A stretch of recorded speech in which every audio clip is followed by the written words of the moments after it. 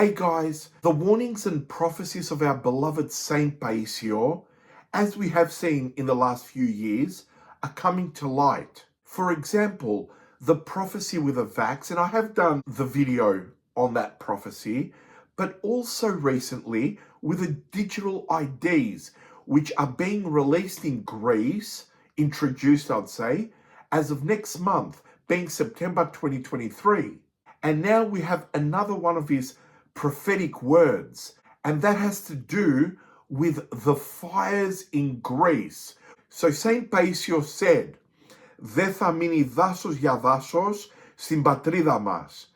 Δεν θα αφήσουν πράσινο για πράσινο», which means there won't be a forest left in our country. They will not leave any green.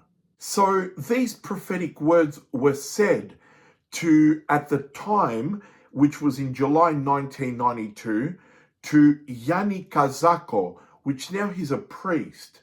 At the time, he was an English teacher in Patra, and he newly arrived from Toronto, Canada, and he says that he met St. Paisio in Panaguda of Mount Athos.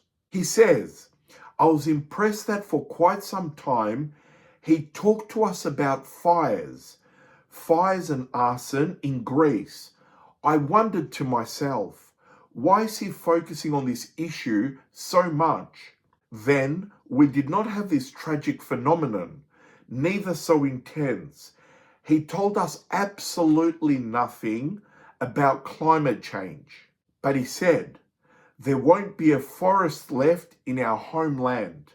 They won't leave any green. The fires will be deliberately lit, both from insiders and outsiders, and for the interests of some here in Greece, but also from the non-religious. It will be from the non-religious inside Greece and from our neighboring country with laser beams and modern technology, but also from Greeks inside our homeland, traitorous atheists. All these things will serve the way for the Antichrist, so that the people won't be able to hide in the woods in times of persecution. The chlorophyll of the leaves prevents you from seeing under the trees with this technology and lasers, if there are people hidden. So they will burn everything to have visibility everywhere, to control the universe." The priest goes on to say, "I heard all this from the lips of St. Paisios, the Aioriti, in July 1992. They are not mine. This is what the saint told us, which is so relevant now today. Father Ignatios Kazakos." So to analyze the prophecy, our beloved saint speaks about the non-religious. And I was just watching the news yesterday where they caught 10 lathrometanastes, which is illegal immigrants, non-religious. They actually were caught hiding away in a van, and they've actually been arrested for lighting up fires in certain areas. Then we have what he calls the atheists or the traders from within Greece. And it was just an actual firefighter in Greece that also was caught lighting one of the fires. So St. Paisio also said about laser and modern technologies. Now, I'm not into conspiracy theories. I'm going to read you exactly from a US military website what's been said. And I'm not going to break it down in too much detail, but the capabilities of these weapons. So this is coming from an American general and also from the US military news. And basically, they have weapons, modern technology in these days, and it's for the internal security, they say, but also when they attack another country.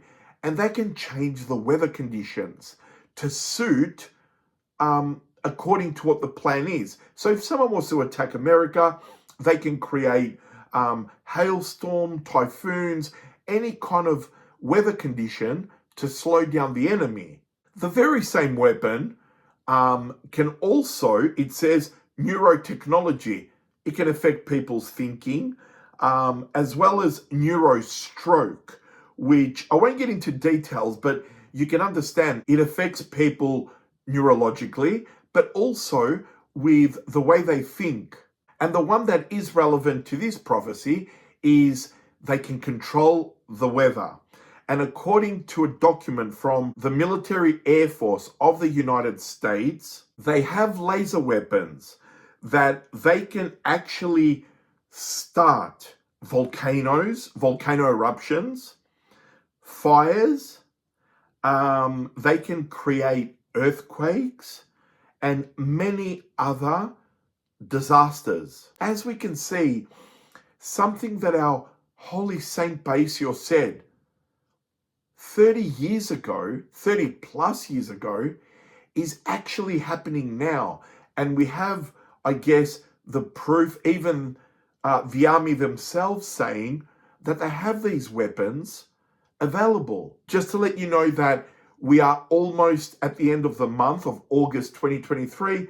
Every month we send money for the Kenyan orphans, for our feeding programs, if anyone wishes to donate. And also we're up to Church No.16 of St.Catherine in Kenya. It's progressing slowly. I'll put some photos here as I'm talking. They started with the material. They're putting the foundation. So if anyone wishes, please feel free to donate. I'll put the links below in the description, and may your reward be eternal. So thank you all for watching. God bless you. God bless your families. And as you can see, our Orthodox faith has got everything we need to equip us against all this evil. Let's stay close to God, because without Christ, we have nothing. We are nothing.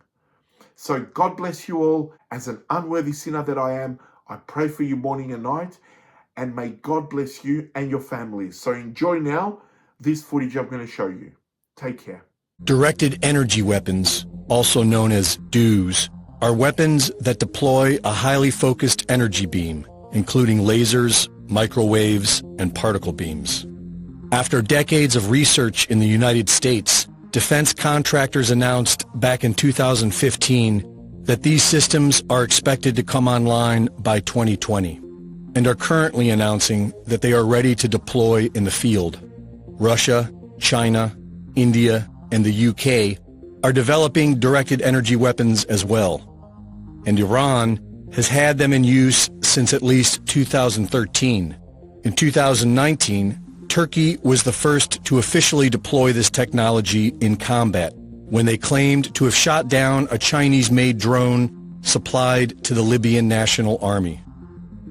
On September 16th, Defense Secretary Mark Esper announced that China and Russia have already weaponized satellites with directed energy weapons. Meanwhile, in space, Moscow and Beijing have turned a once peaceful arena into a warfighting domain. They have weaponized space through killer satellites, directed energy weapons, and more, in an effort to exploit our systems and chip away at our military advantage. And for the past few years, many have wondered if these advanced weapon systems have anything to do with the unprecedented fires we have seen in the past few years. Laser-based weapons are able to destroy the target with external heat, and microwave weapons are designed to penetrate the target through external antennas and sensors and ignite the internal electronics, destroying them from the inside out. This could explain how thousands of homes have rapidly burned into their own footprint, while the trees surrounding them survive. And it could explain the several cars we have seen utterly destroyed, with temperatures hot enough to liquefy glass and metal, like a microwave. On September 8th, a beam of light can be seen directed to the Dolan Fire of California.